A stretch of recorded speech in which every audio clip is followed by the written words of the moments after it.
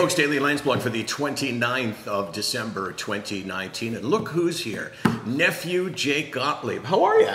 I'm good. Yeah, you are good. You know, I just, you know, we're in Florida, and you guys are going home tomorrow because there's not really enough space. It's not like we don't all get along, because actually we all do get along. But I just, you know, I watched you at dinner tonight, and you just seem like a totally different, I was going to say kid, but a different person than when you were at Western and really struggling.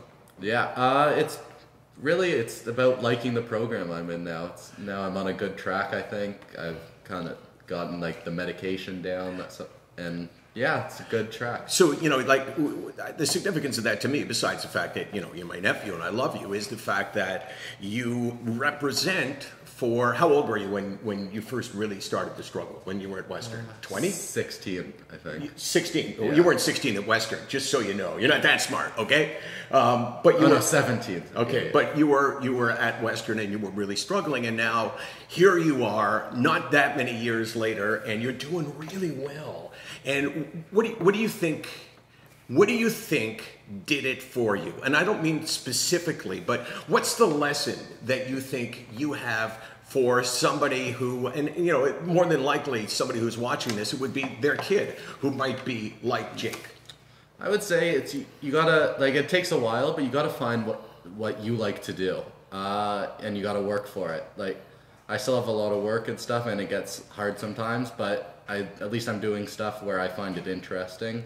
I do a lot more hands-on stuff now, which is, personally, I find that easier than like sitting in a classroom and listening to lectures. But when you first realized that, like, you were really struggling, did you say, hey, you know, I want to go for help, or were you going, hey, you know what, don't bug me about it? No. So the first time where I knew I was really struggling, it was after Western. I thought I completely bombed an exam, and I went back to my room in residence. I trashed the whole room. I like flipped my bed over. And those beds like nailed down? That's how impressive it was.